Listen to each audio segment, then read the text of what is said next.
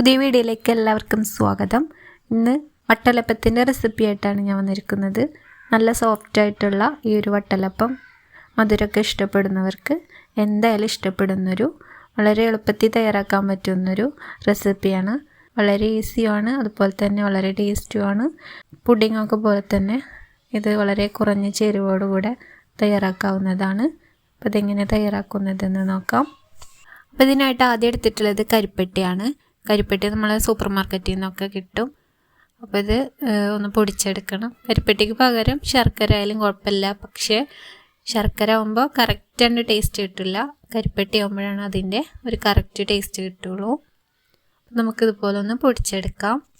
അപ്പോൾ കരിപ്പെട്ടി മുഴുവനും പൊടിച്ചെടുത്തിട്ടുണ്ട്. 2 ടേബിൾ സ്പൂൺ മാത്രം ഇതിൽ നിന്ന് മാറ്റി വെച്ചിട്ട് ബാക്കിയെല്ലാം മധുരത്തിന് ആവശ്യമായിട്ട് നമുക്ക് ചേർത്ത് കൊടുക്കാം. ഇനി ഒരു പാത്രത്തിലേക്ക് 1.5 കപ്പ് തേങ്ങാപ്പാൽ, നല്ല കട്ടിയുള്ള തേങ്ങാപ്പാൽ ഒഴിച്ചു കൊടുക്കുന്നുണ്ട്. ഒരു മീഡിയം സൈസ് തേങ്ങ ചിരകി അത് മിക്സിയിലിട്ട് അടിച്ച് കുറച്ച് വെള്ളമൊഴിച്ച് അടിച്ചെടുത്ത തേങ്ങാപ്പാലാണ്.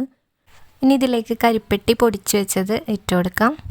2 ടേബിൾ സ്പൂൺ മാത്രം ഇതിൽ ബാക്കി വെച്ചാൽ മതി, ബാക്കിയെല്ലാം ഇതിലേക്ക് ചേർത്ത് കൊടുക്കാം.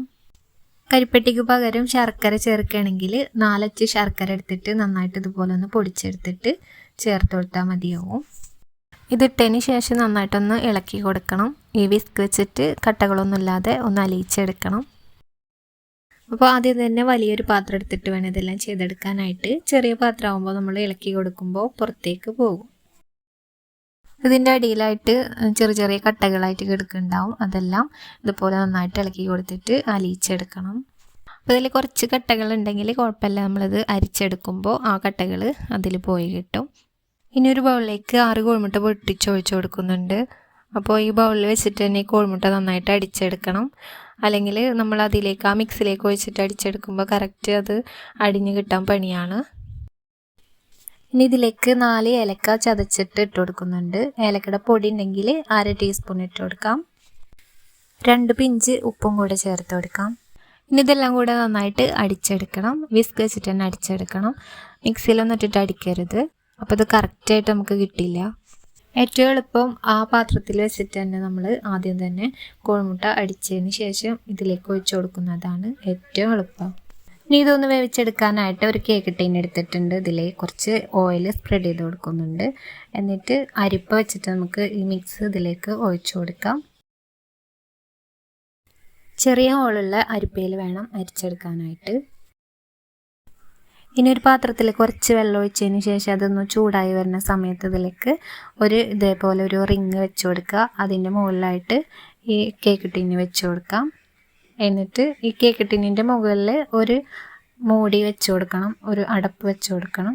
അതിനുശേഷം ഈ മറ്റു പാത്രത്തിൻ്റെ മുകളിലായിട്ടും ഒരു അടപ്പ് വെച്ച് കൊടുക്കണം. ലോ ഫ്ലെയിമിലാക്കിയതിന് ശേഷം തീ നന്നായി കുറച്ച് വെച്ചതിന് ശേഷം വേണം 1/2 മണിക്കൂർ ഇത് വേവിച്ചെടുക്കാനായിട്ട്.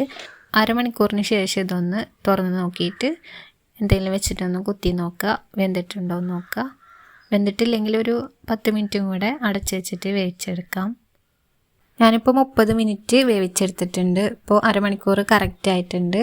ഇതിപ്പോൾ കറക്റ്റിന് വെന്ത് കിട്ടിയിട്ടുണ്ട്. ഇനി നമുക്ക് ചൂടാറിയതിന് ശേഷം ഇത് കട്ട് ചെയ്തിട്ട് കാണിക്കാം.